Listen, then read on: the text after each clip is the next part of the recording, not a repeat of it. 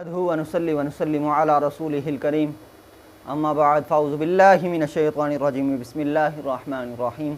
مثلهم كمثل الذي استوقد نارا فلما اضاءت ما حوله ذهب الله بنورهم وتركهم في ظلمات لا يبصرون صم بكم عمي فهم لا يرجعون۔ صدق اللہ العظیم۔ میں نے آپ کے سامنے سورۃ البقرہ کی 16ویں اور 17ویں آیت کی تلاوت کی ہے۔ گزشتہ آیت کے اندر اللہ رب العزت نے منافقین کے متعلق فرمایا تھا کہ منافقین ایسے لوگ ہیں جنہوں نے جو ہے گمراہی کو ہدایت کے بدلے خرید لیا،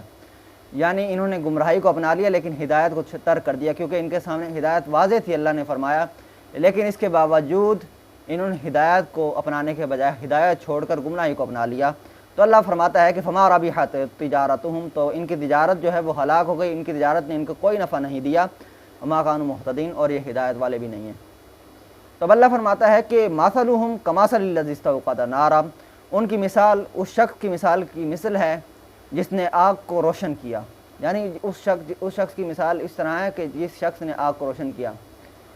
تو اللہ رب العزت یہاں پر اس شخص کی مثال بیان فرما رہا ہے کہ جس کو اللہ رب العزت نے ہدایت عطا فرمائی، ہدایت کے اوپر کچھ قدرت بھی عطا فرمائی۔ فلما اضاءت ما حولہ،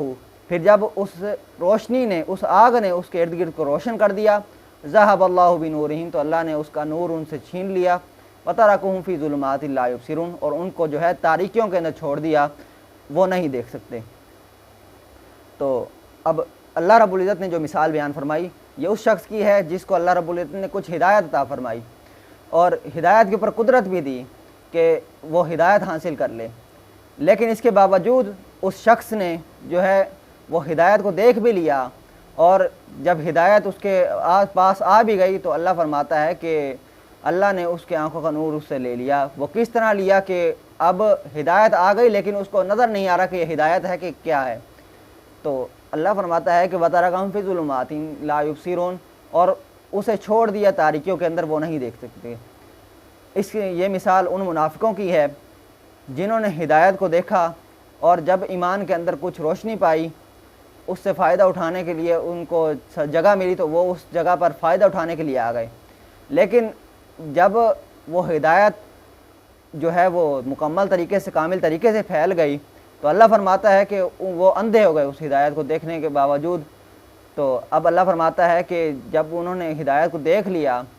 حقیقتاً ان کا نور نہیں گیا آنکھوں کا، نور جانے سے مراد یہ ہے کہ ان کے سامنے ہدایت واضح ہو گئی، راستہ واضح ہو گیا،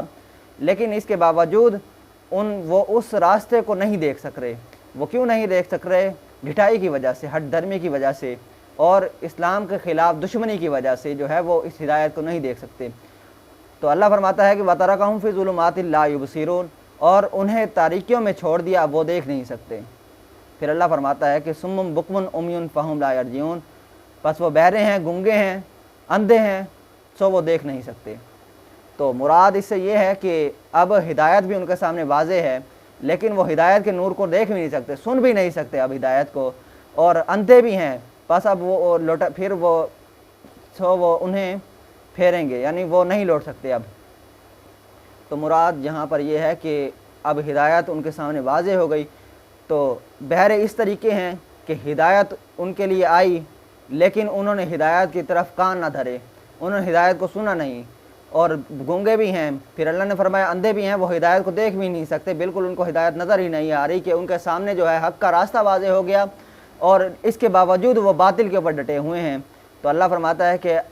وہ نہیں پلٹیں گے، یعنی وہ لوٹنے والے نہیں ہیں اب، یعنی اتنا دور آگے نکل گئے ہیں کہ اب وہ واپس نہیں آ سکتے۔ اللہ تبارک و تعالیٰ سے دعا ہے کہ اللہ تعالیٰ ہم سب کو قرآن مجید صحیح طرح سمجھنے، اس پر عمل کرنے کی توفیق عطا فرمائے، آمین۔